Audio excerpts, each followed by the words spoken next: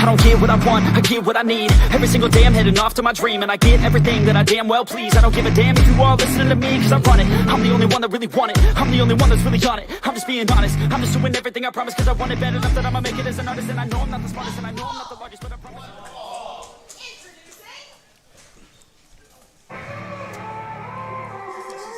And of course, gentlemen, even though as we look forward to that big semifinal match between Shea McCoy and Weber Hatfield, we are going to have a singles match to start, a non-championship tournament singles match. And this, again, we've been talking about this through these last episodes.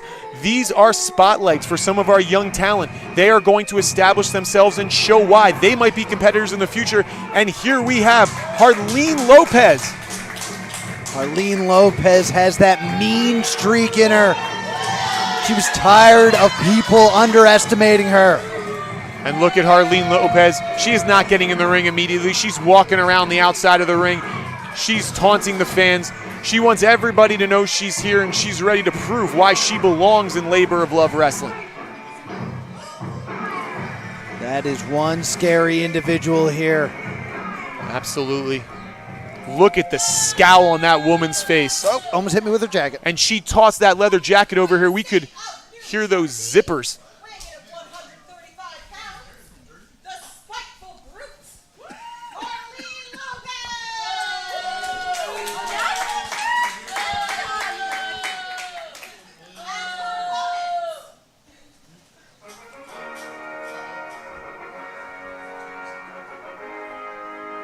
Very interesting matchup here. We're going to see very different styles in this one. And there, Scott, is Journey Burke. Now, these two competitors, no strangers to each other. They trained together at the Wrestle Factory, and they were rivals during the duration of their training. So this is a rivalry that'll be renewed here tonight. Now, they also train with Mike Bailey and Ricardo Rodriguez and Cheeseburger together, so they've sort of been a thorn in each other's side for years now, Ryan. Right, they've gone everywhere they've gone. It seems the others followed, and it seems at every one of those junctures, there has been some hatred, some animosity between these two. And now they're bringing it to the city Philadelphia in the Citywide special.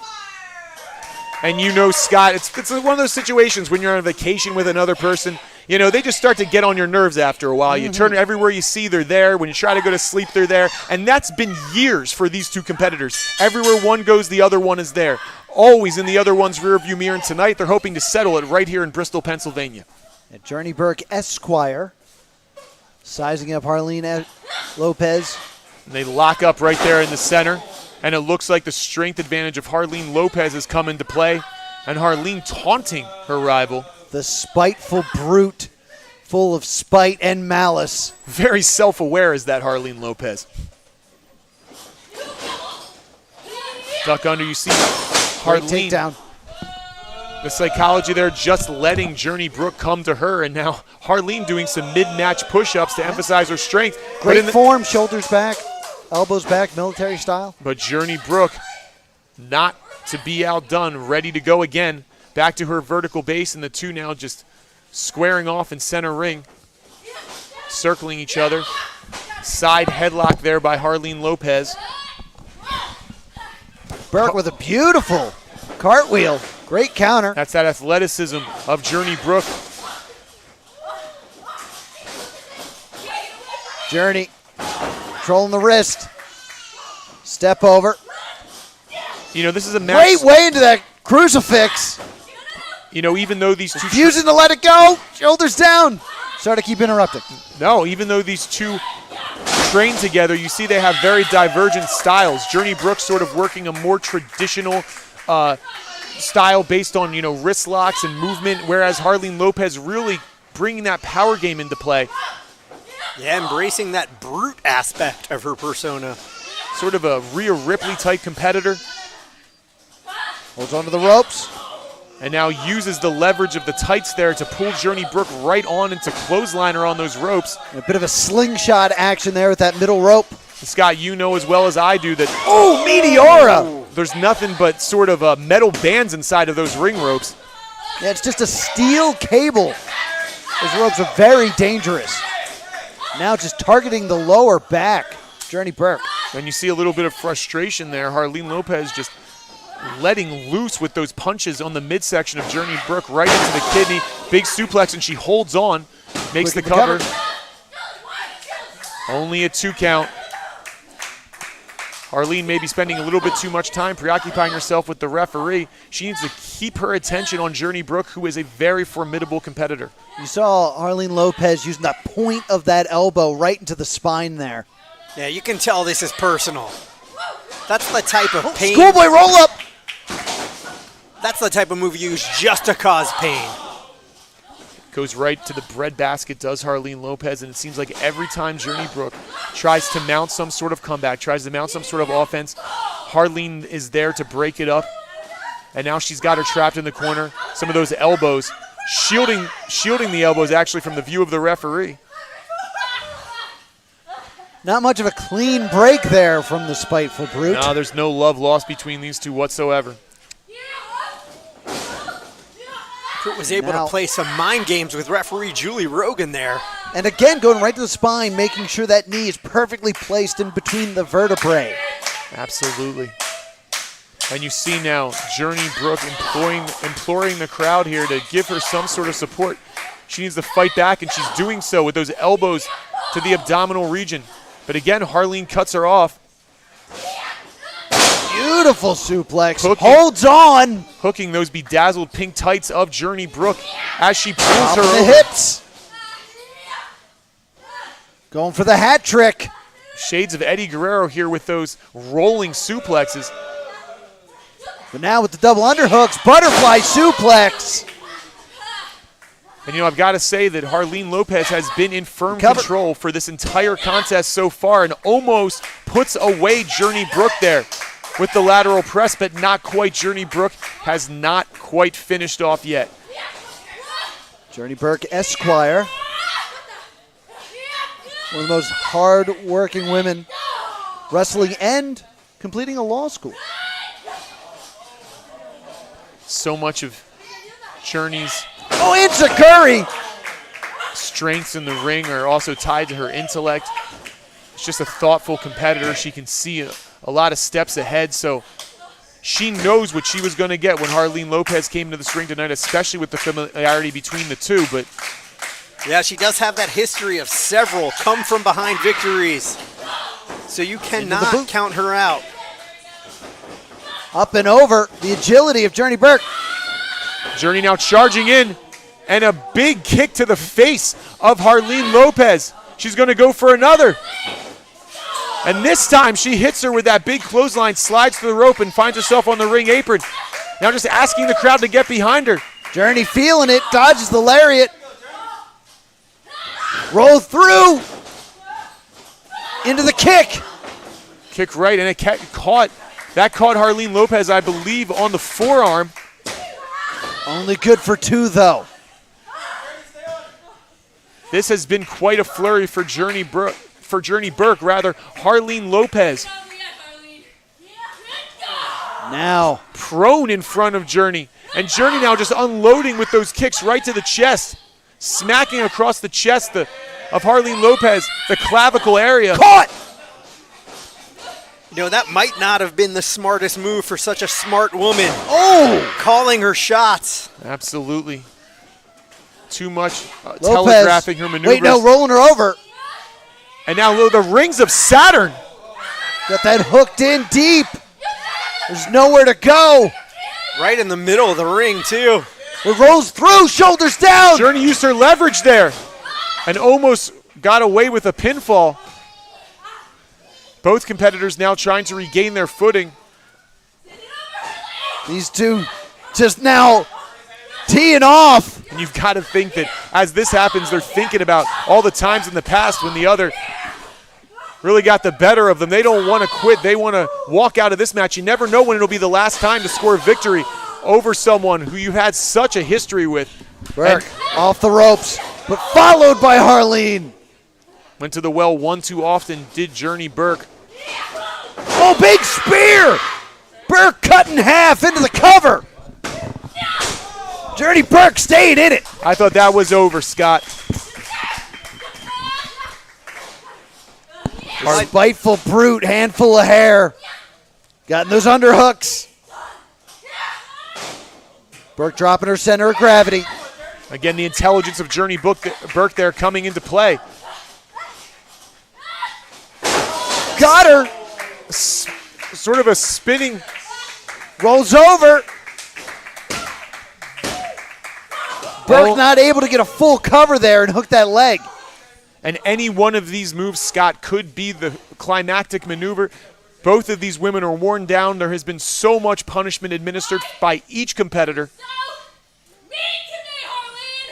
And right there you just heard Journey sort of venting some of those frustrations. Rolling through. Got And that a crossface. And that's it. That's it. Journey Burke taps. And she's not relinquishing the hold. We've got to get someone in there. You hear the cries of agony from Journey Burke. Finally, referee Julie Rogan able to get in there. And Harleen Lopez scores a victory over her longtime rival Journey Burke. But at the end of the match, the story there was that Harleen Lopez refused to relinquish that hold, and who knows what damage she's done to Journey Burke, a great wrestler and a promising lawyer. But Harleen Lopez standing tall, the spiteful brute, claims another victim here. Yeah, an appropriate moniker, that's for sure. It looks like Journey was able to walk to the back on her own accord. There's Harleen Lopez, so proud of herself. Our following contest is scheduled for one fall. And is a 4-on-4 tag team match. Introducing. All right, big 8-man tag coming up. The first 8-man tag we've seen in Labor and Love in quite some time. And these are some of the biggest names here that we have here at Labor and Love. And here is a man in Dylan Mesh who tried to insert himself in the last round of the title tournament, but this time he's actually going to be a competitor himself. And he is flanked by... What a posse here. Yes, very intimidating. He is flanked, of course, by Tom LaRosa, David Moses, and Angelo Carter. A formidable foursome, no doubt. Dylan Mesh leading this crew to the ring. The tie is on. That means it's business time. Mesh so insidious, so calculating. And you know that in the back, he had all these men preparing strategy. You know that he's the mastermind of this entire operation, and every single person in that ring, knows what their role is going to be in this matchup. He calls himself the upstanding Dylan Mesh. Well, that is an inappropriate moniker if ever there was one.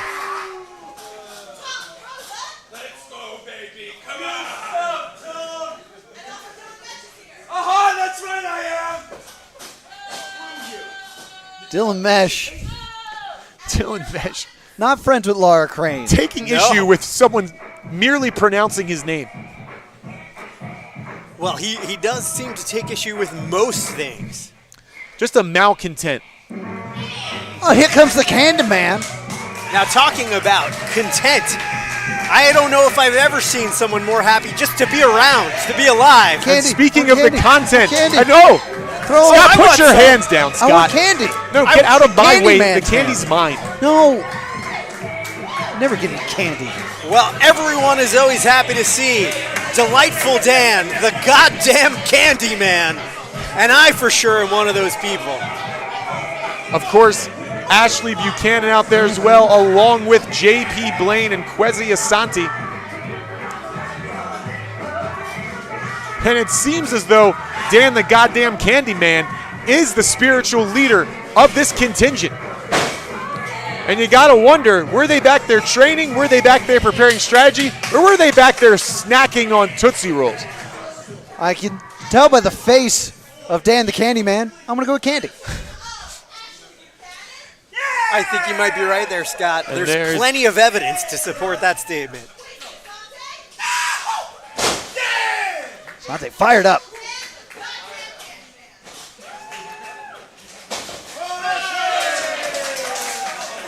So much candy. I don't know why he doesn't fling any of the candy over toward the broadcast position. Halloween will come say- early. Candy. Oh, This is the first time in Labor of Love history that the candy has not reached the announcer booth. It's the time I decide to be here. That's perfect. Yeah. Great strategy. Dan's going to strategize See, this by is eating exactly candy. what we talked about.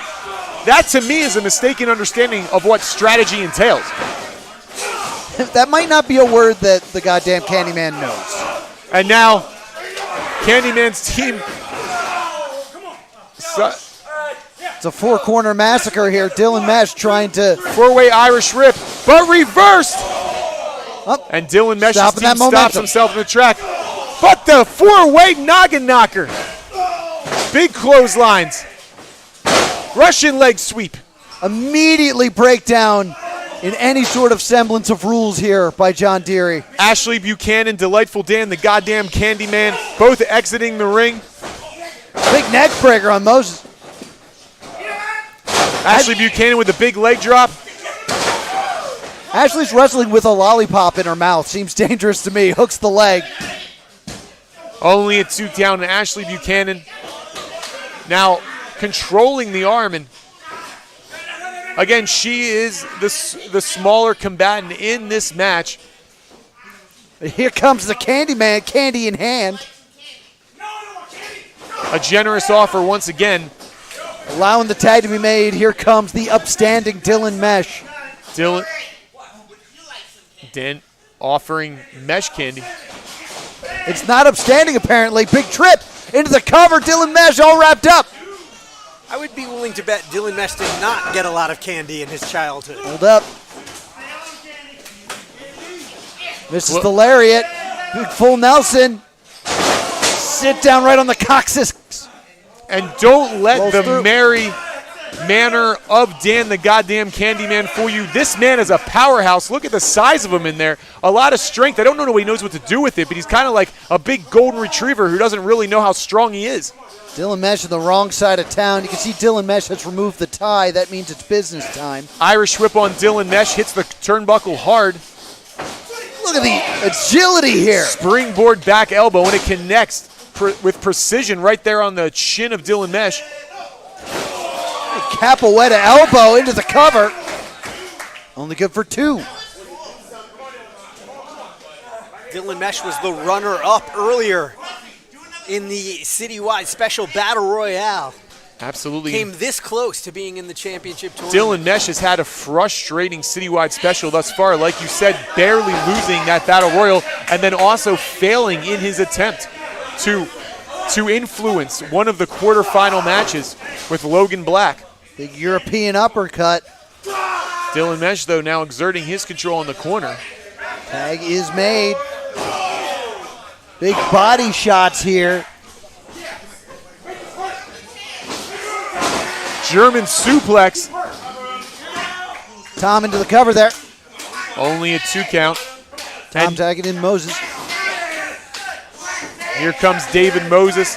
These are maybe the 2 biggest men in this matchup in terms of power.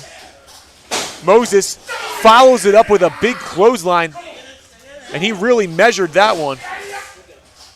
Oh, big backbreaker. And now He's just prone over that knee of David Moses. Senton and flexing connects. senton. Only a 2 count there. Again, I am amused by the fact that Dan the goddamn Candyman has distributed candy to everyone in his corner. Right? Ashley Buchanan still has it in her mouth. I don't know. I must say, Tag this is seems made. like a choking hazard to me. Big shoulder blocks Shoulder in the blo- corner. Another. Angelo Carter now in control. Go for the big suplex. And you really felt the impact of that one. Only good for 2. 2 count. Ashley takes one on the chin on the outside. According to the Candyman, he's mean. Still the lollipop in her mouth. Yeah, impressive.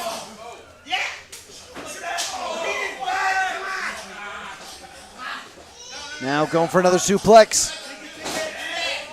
Blocked. And again, into the small package, shoulders down. Only good for 2. What a clothesline. Goes down to one knee with the force of that clothesline. Big handful of hair here. Asante's been in that ring for quite a long time. Absolutely. We've seen so many times in these tag team matches how devastating it is when you are in your opponent's corner and you cannot get back to your side of the ring. Dylan Mesh. Butterfly suplex. Beautiful, beautiful move there by Dylan Mesh. And Dylan Mesh now again directing traffic, talking to his teammates, and again clearing the other side of the ring. But wait a minute. Oh! Cartwheel kick. You know, it seemed like a smart move to try to get his competitors off the ring apron, but that may have actually been a distraction and may ultimately be the downfall of Dylan Mesh here if this tag can be made. Gotta make this tag. He's been in there for far too long. But only one person. Tag's there made. it is. There it is. Laying in. Taking out everybody. Hitting everything that moves. Clothesline. Back elbow. Step up Insaguri there. Blaine standing moonsault. Picture perfect. Impressive display of offense there by JP Blaine. Now, off the ropes. Dodges the lariat. Little turnaround into the spear. He used his opponent's body to sort of revert. Wow, a beautiful spine buster, and what force on that move. Tom in there now. LaRosa there with a big shot, and here comes Dan the Candyman. Kick to the midsection. He's asking for the twist of fate, and he hits it. But now Moses in. Moses locks on that full Nelson and into a side slam. And now Ashley Buchanan. Big running knee. Mesh, though, behind Buchanan. She doesn't see him. Side suplex. The upstanding Dylan Mesh gets caught. The action is too hot and heavy, fast to call here. Rotates, that's got to be all. Hooks the leg. And just like that, Dylan Mesh steals this one for his team. Dylan Mesh finally having things go his way here at Labor of Love, the Citywide Special. His team wins this big 8-person tag. And Ashley Buchanan did indeed wrestle that entire match with a lollipop in her mouth. We're going to have to check the record books for that one. Dylan Mesh and his team absconding with that bucket of candy. That is something Delightful Dan will certainly think is mean. So the victor go the spoils.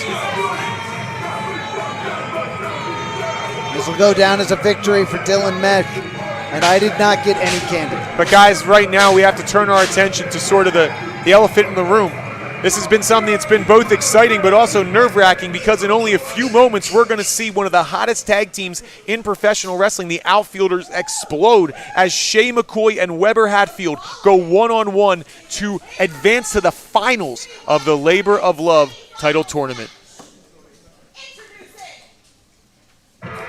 Here they come, Robbie. It is almost impossible to measure the importance of this match for both these competitors. On one hand, you have long-standing friendship, the teamwork, the camaraderie they've built with each other. But on the other hand, they have a chance at becoming the very first Citywide champion here at Labor of Love. Absolutely. You know, I was backstage. I tried to get a word with both Shea and Weber. And, you know, both were really excited to talk about the prospect of becoming Labor of Love champion. But when I asked about what it meant to them to compete against their best friend, their tag team partner, both were very silent. They didn't want to talk about it. So you know there's some mixed emotions for both competitors going into this contest. That's right. Scott, I know you've been working with the Outfielders, spending time with them for years, almost the entire span of their career. What is your take on this? Yeah, I remember when they were training, these two are two of the most accomplished wrestlers that I've known. They've held tag team gold all over, but singles gold has eluded them. It means so much to these two to walk away with singles gold, and they have to face one another now. And there is Weber Hatfield, and again, think about how many great tag teams have been torn apart because one member of the tag team wanted to pursue singles glory. Will the outfielders be another casualty of that dynamic? Here comes Weber right here, but commentating. Weber's right in front of us, and as per usual, running around, he is not conserving energy. He is ready to go. And you got to wonder what Shea McCoy is thinking as she watches her longtime friend and partner run around the ring. And for the first time, she knows that he's coming in that ring not to be her tag team partner, but to be her opponent. That's right. You know, one thing we can't ignore that places great weight on what we might think the outcome of this match might be is, though you at home, you may be viewing this in the future weeks in advance, but Shea Weber's match earlier today, was earlier today against Logan Black, and that took a ton out of her. Absolutely. Both of these competitors had matches earlier this afternoon, but you got to say that Shea McCoy in that brutal match against Logan Black that we saw in episode 3 may have had the tougher quarterfinal match. True.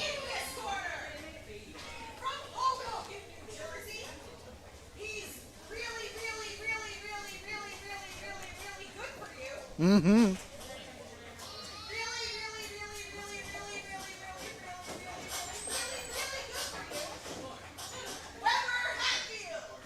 Weber Hatfield is good for you. And Weber Hatfield, as well as Shea McCoy, obviously both big favorites of this crowd. She's really bad for you. Shea McCoy. And Shea McCoy again staring across the ring for the first time ever at Weber Hatfield as opponents. You know, usually when you have a tag team, you wrestle a similar style. Not so much with the outfielders. They kind of balance each other out. Mm-hmm. Whoa! And so you see that early on in the match in terms of disposing of their warm-up attire, they are still functioning as a team, but that's the first team breakdown. Yeah. Yes. I will say that was a statistical anomaly in itself. It's much harder to get it caught on that curtain than it is to get it over it. So I'm super excited for this first-time matchup. The outfielders going one-on-one. What does the data say about this match? There is none. We've never seen these. Then why are you ring. here? And I am here because I am giving you guys all the information that you need to think about more than just personalities, more than just movesets, about what this business is really about, and that is the underlying metrics. And there's Weber and Shea starting the match predictably with a handshake, but it's going to be interesting to see as this match progresses. Is that friendship going to endure? Is it going to break down as the gravity, as the weight, as the promise of a possible championship opportunity becomes more in focus for both of these athletes? All right, they're still figuring it out, pumping themselves up. A bit of a stalemate. I mean, the friendship is so important, but the stakes are so high, Scott. All right, they both feel good. Want to make sure they have a fair fight. Locking up, it looks like kind of evenly matched in terms of their strength. Both competitors really pushing out. Maybe having some second thoughts. And now Shea sort of proposing maybe a bare knuckles fight, and just wants a hockey brawl. Weber is definitely waving that one off. Off the ropes. Sidestepped. Shoulder block by Shea McCoy, and she gets the first advantage here in this contest.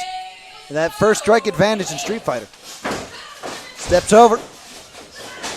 Leapfrog. Beautiful leapfrog by Weber. Rolls through. I would like to say it's a standoff, but they're both sitting down. Another handshake, and the face of Shea McCoy betrays a little bit of annoyance here with the antics of Weber Hatfield earlier in the match. You know, a few years ago, both of these competitors were in the PWI Top 500. Shea McCoy ranked exactly one space higher than Weber Hatfield. That's right, Scott. And you got to wonder what that did to the psyche of Weber Hatfield. Now, kicks to the chest. Oh. Shea McCoy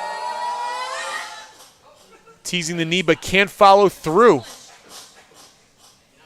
And No flinching. No flinching.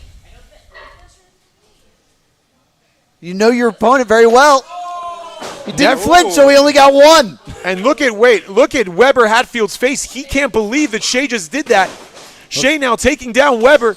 Lateral press, but gets no count whatsoever. Back into the cover. Only good for one. Bridging out.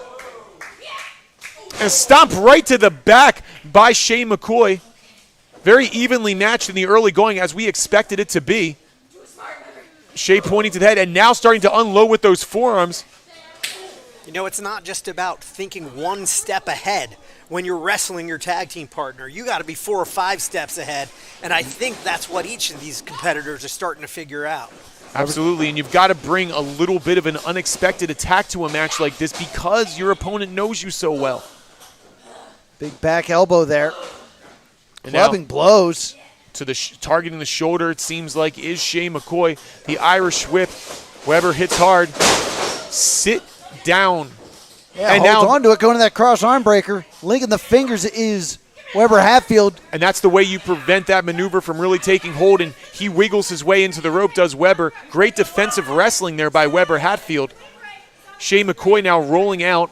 And it seems like Shea is doing a lot of self-talk in there. She's sort of trying to keep herself from becoming frustrated as Weber eludes some of her, most well-planned offensive maneuvers. Going for the Irish whip here. Big shoulder block by Shea McCoy. Going to go into the cover, trying to end this quickly. Only a 1 count again.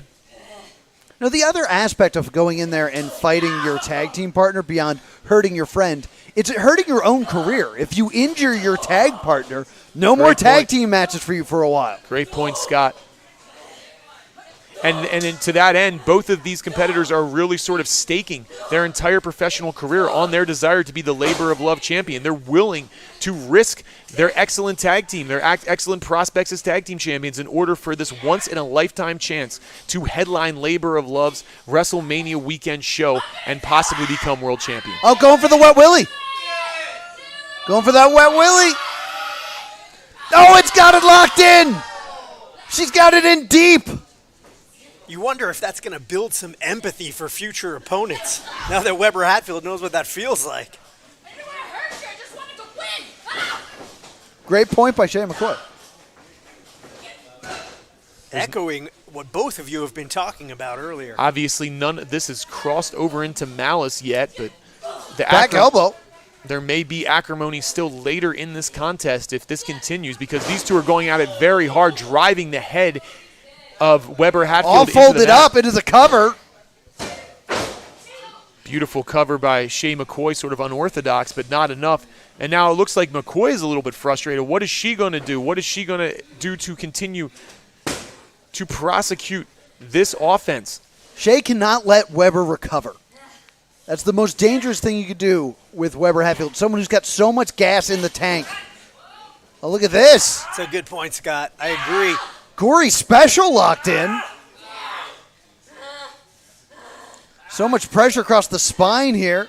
Sorry, Weber. Face first. Rolling Weber over into the cover. Only good for 2. And you hear how conflicted these competitors are in probably maybe an unprecedented move. Shea McCoy actually apologizing to her opponent before dropping him right there on his face. The frustration starting to take over. And that frustration, but also those considerations, just that extra time you're taking to make sure your opponent's okay, that might be enough to cost one of these competitors their chance at the Citywide Championship. Ultimately, this match may come down to who is willing to temporarily set aside that friendship in order to advance their professional aspirations. Weber and Shea both battling back to their feet. You know, anecdotally, though, I don't know if either of these competitors are going to be able to do that because their friendship is just so strong. Weber flying in with that elbow. Big back elbow, but Shea's right back to her feet. Weber Hatfield now ducks under that big clothesline attempt.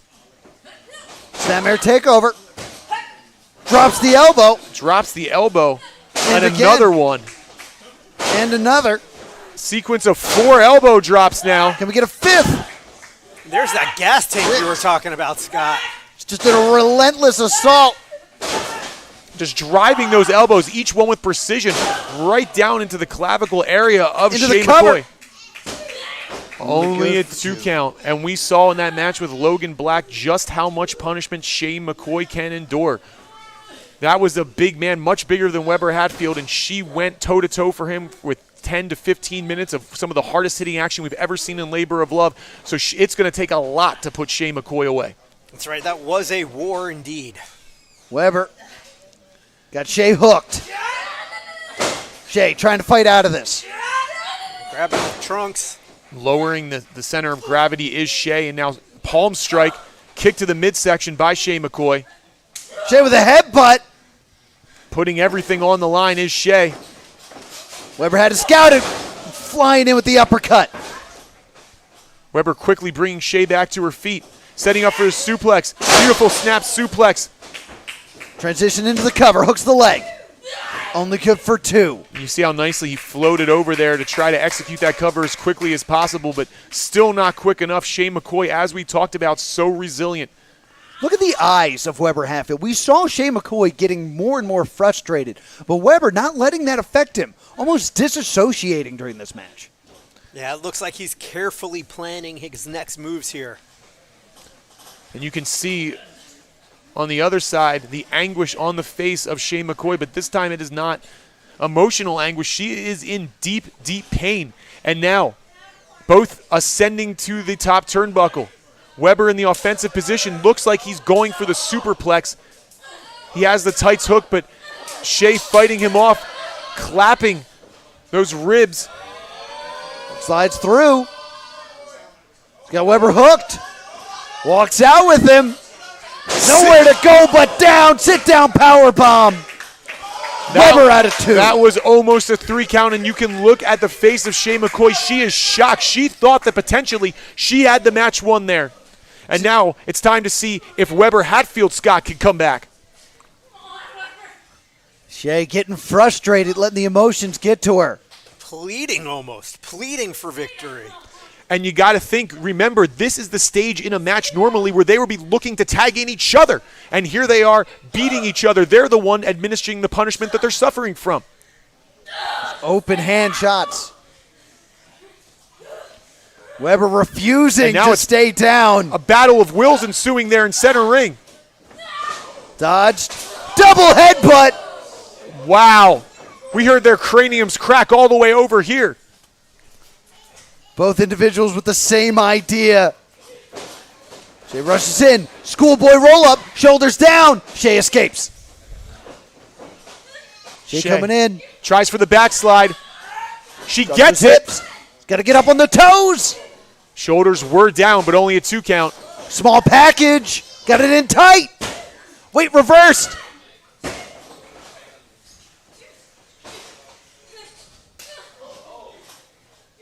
The Magistral rolling through. Wait, no, got caught. Got caught.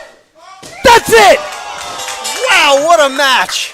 Incredible contest. Weber Hatfield comes away victorious, and you look at the look of disbelief on the face of Shea McCoy. She cannot believe that she lost in the first ever meeting with her tag team partner. Shea says she's kicked out, but the ref is saying there's 3. We're going to have to go back to the tape on that one, but you're right, Shea McCoy. I mean, she looks convinced that she kicked out of that pin. And that small package was so decisive, we might as well make it the Vintage Annals Archive podcast history-making move. That's right. This is a historic moment in Labor of Love history. This will go down in the history books, that's for sure. And I think we're going to see something else right here. Now look, we're going to see if this friendship is fractured after that contest. Look at the eyes. 2 people have gone through so much together. No words even need to be said here. And there it is, an embrace. The outfielders had exploded. They went toe-to-toe in one of the greatest matches we've ever seen in Labor of Love history. But here tonight in Bristol, they've come back together at the end of it all. And you know that Shea McCoy will be rooting for Weber Hatfield when he advances to the finals of the Labor of Love Heavyweight Championship Tournament. And that's right, that's what we're going to see next on the next episode, the other semifinal match. Who will face Weber Hatfield for that championship? We'll find out next time here at Labor of Love. But Shea, McCoy, she and Weber will be on their way to Philadelphia. The ticket has been punched. One participant in the finals has been set. Who will be the opponent of Weber Hatfield when we get to Philadelphia WrestleMania weekend? Will it be Cheeseburger or will it be Dr. Ethan Wilde? We will find out next time on Labor of Love's Citywide Special.